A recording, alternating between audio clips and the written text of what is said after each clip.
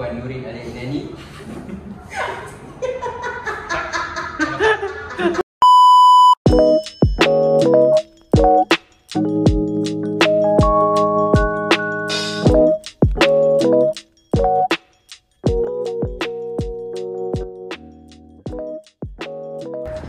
Assalamualaikum warahmatullahi wabarakatuh. Saya Zulfikri Umullah. Training kita pada hari ini bersama saya Cikgu Nurin Al-Inani dan pelajar daripada SMK Tengah Panjang Muhammad Aiman Abdul Hakim dalam membincangkan tentang cabaran linguistik dalam pendidikan bahasa Melayu dari segi masalah kosakata, tata bahasa dan juga penggunaan bahasa. Jadi Cikgu Nurin, sekali lagi saya ingin mengucapkan terima kasih kerana sudi meluangkan masa untuk sesi wawancara ini. Untuk memulakan, boleh saya bertanya,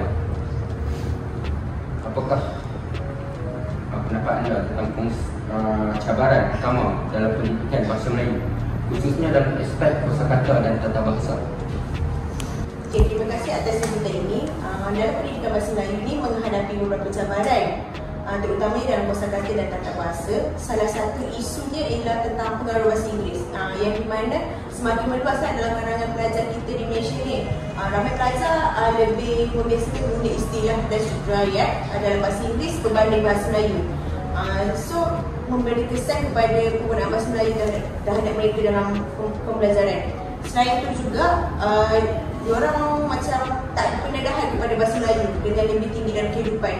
Macam kita lihat sekarang, pembelajaran kita silibus ada 2 bahasa. So pelajar lebih tekankan kepada bahasa Inggeris berbanding bahasa Melayu. Kat situ menyebabkan pelajar kurang mahir dalam membina ayat yang gramatis dan juga menggunakan kosakata yang lebih formal dalam kehidupan seharian dalam bercakap dengan orang sekeliling mereka. Sebab pada pandangan saya juga, benda ni tak sepatutnya lah ditekankan dalam penggunaan bahasa Inggeris. Sebab kita dah belajar bahasa Melayu kan daripada kecil lagi. Tiba-tiba bila dah semakin meningkat ni, bahasa Inggeris pula makin diutamakan dalam kalangan mereka. Saya faham. Bagaimana pula dengan kesalahan tata bahasa yang sering dilakukan oleh pelajar? Okey, bagi segi kesalahan tata bahasa tu pula kan, seperti biasa, antara kekeliruan penggunaan lingkungan dari kata sendi dan ayat basic. Contohnya, ramai pelajar yang keliru antara kata sendi di dan ke. Seperti macam di sekolah. Padahal dalam ayatnya tersilap tulis di Kuala Lumpur. Sepatutnya ke Kuala Lumpur. Amin pergi ke Kuala Lumpur. So penggunaan tu rasa macam diorang menirukanlah penggunaan yang sesuai dalam sesuatu ayat. Selain itu juga, pelajar melakukan kesilapan dalam penggunaan kata ganda dan kata majmuk. Ada yang menulis guru-guru besar. Sepatutnya guru besar dalam sesuatu ayat yang menampakkan informal lah. So kesalahan ini juga berlaku kerana mereka tak memahami peraturan bahasa dengan lebih baik. Jadi sebagai guru lah kan, bagaimana peranan cikgu sendiri dalam membantu pelajar mengatasi masalah tata bahasa? Okay, sebagai seorang guru, peranan saya sangat penting untuk memastikan pelajar menguasai bahasa Melayu dengan baik. Salah satunya ialah menggunakan pendekatan pengajaran yang lebih kreatif lah, yang lebih interaktif, yang lagi dekat dengan mereka dalam suatu sesi pembelajaran. Contohnya, saya menggunakan permainan bahasa seperti kuis, teknologi digital dan juga video. Saya akan mewujudkan sesuatu pembelajaran itu lebih seronok untuk mereka lebih faham tentang tata bahasa itu dengan lebih mudah. Selain itu juga, saya juga meneratkan pembelajaran yang konteks di mana pelajar di dalam kelas boleh melalui situasi kehidupan sebenar lah.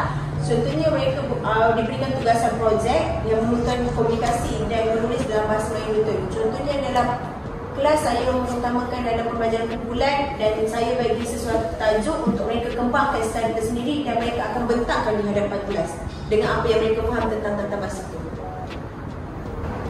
Okey, cadangan yang menarik. Tapi cikgu, adakah pada cikgu latihan bertulis ni, latih studi yang bertulis ni masih lagi relevan dalam membantu pelajar menguasai masalah tata bahasa? Okey, bagi saya latihan bertulis ni memang penting lah latihan ini juga perlu bervariasi dan berperingkat. Tidak hanya bergantung kepada latihan semata-mata seperti mengisi tempat kosong, tapi juga saya menyediakan latihan membentuk esei pendek, dialog dan juga jurnal harian untuk memastikan pelajar-pelajar memahami penggunaan kosakata dan tata bahasa dalam konteks sebenar. Faham. Okay, akhir sekali itulah. Apakah nasihat anda sebagai cikgu kepada cikgu-cikgu yang lain juga yang berusaha untuk meningkatkan penguasaan bahasa Melayu dalam kalangan pelajar-pelajar di Malaysia? Okey, saya ingin menekankanlah bahawa kesabaran dan kreativiti adalah kunci utama dalam mengajar bahasa Melayu pada mereka kalangan remaja sekarang, terutamanya di sekolah menengah. Okey, guru juga perlu memahami bahawa setiap pelajar mempunyai tahap penguasaan yang berbeza. Tak semua pelajar tu ada tahap penguasaan yang sama. Jadi mereka perlu menggunakan pelbagai kaedah pembelajaran di dalam kelas untuk menyesuaikan teknik pembelajaran yang menarik dan berkesan. Selain itu juga, saya menggalakkan pembacaan dalam kalangan pelajar. Semakin banyak mereka membaca, semakin banyak juga terdapat informasi-informasi yang mereka perolehi dalam aspek kosakata dan juga tata bahasa. So kat situ paling penting saya ialah pembelajaran bahasa ni adalah yang seronok dan bermakna dalam kalangan kita sebagai rakyat Malaysia. Sebab ialah bahasa Melayu kan dari zaman tok nenek moyang kita lagi ni dah diterapkan untuk kita kekalkan sini sekarang. Terima kasih atas perkongsian yang sangat bermanfaat ini. Saya pasti banyak guru-guru dan pelajar dapat mengambil inspirasi lah daripada wawancara saya dengan Cikgu Nurin tadi. Okey, terima kasih. Saya harap pelajar lebih ramai menghargai dan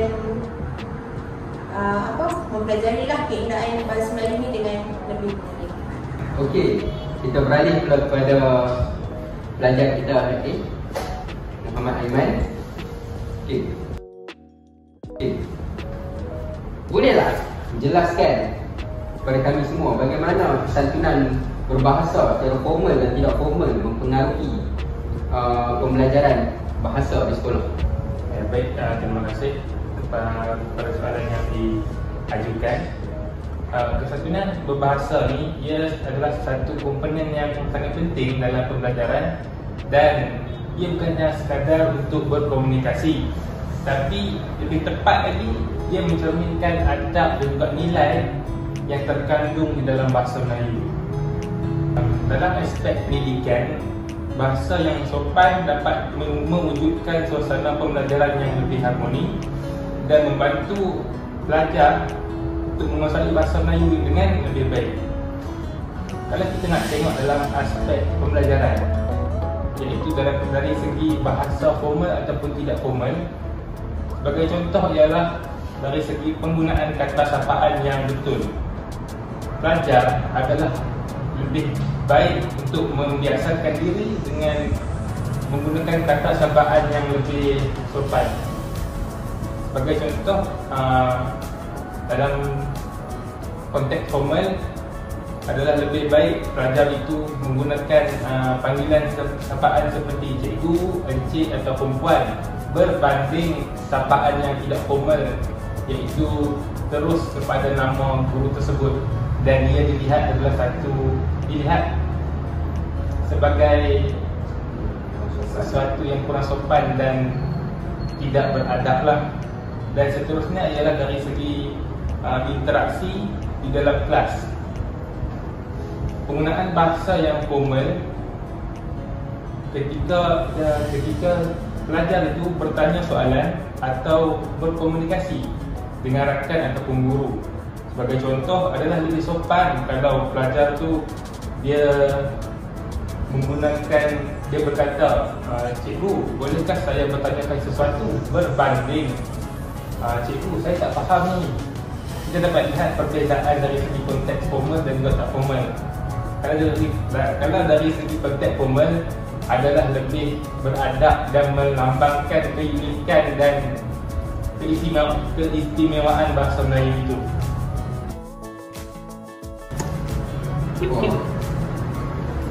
Okey, Aiman, sebagai pelajar juga kan, kita tengok pelajar-pelajar zaman sekarang banyak bermain social media. Jadi secara tak langsung pelajar-pelajar sekarang banyak memperhatikan perkembangan dan isu-isu semasa. Boleh tak Aiman sendiri terang sedikit sebanyak tentang isu semasa dalam penggunaan bahasa Melayu dalam masyarakat dan cara untuk memperkasakan bahasa ini daripada pendapat Aiman sendirilah. Pada pendapat saya lah, sebelum tu terima kasih pada soalan yang ditanyakan.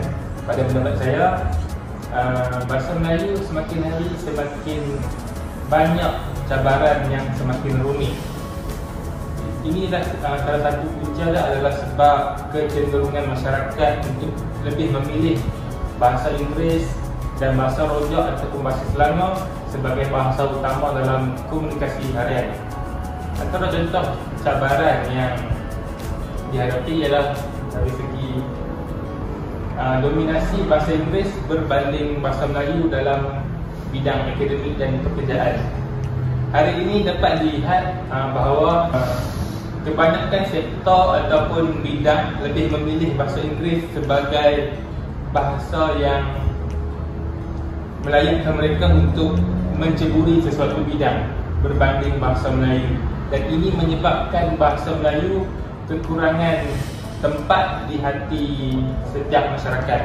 Dan seterusnya ialah dari segi sikap masyarakat itu sendiri, iaitu ada segelintir yang menganggap bahasa Melayu adalah bahasa yang tidak relevan dalam konteks dunia yang moden ini dan lebih memilih bahasa asing untuk kelihatan lebih maju dan terkini pada pendapat saya.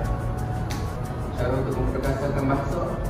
Okey, dari segi cara untuk memperkasakan bahasa, di sini terdapat dua cara. Yang pertama ialah dengan memperkukuhkan dasar bahasa Melayu dalam pendidikan, iaitu dengan memastikan bahasa Melayu menjadi bahasa utama dalam sistem pendidikan, iaitu kita katakan macam beletup dulu biar daripada rebungnya, iaitu kita ajarkan bahasa Melayu daripada awal dan hasilnya dapat dilihat selepas pelajar ini tamat sesi persekolahan dengan ilmu mengenai bahasa Melayu yang cukup.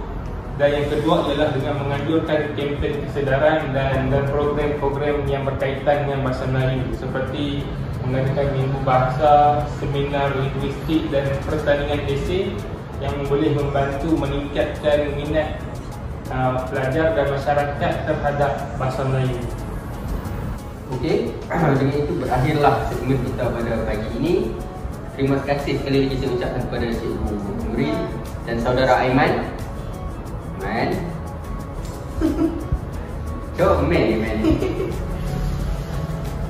Sedikit sebanyak kita harap apa yang diperkongsikan oleh saudara Aiman dan Cikgu Nuril tadi dapat memberi impak dan teladan pada masyarakat yang menonton. Sekian, terima kasih.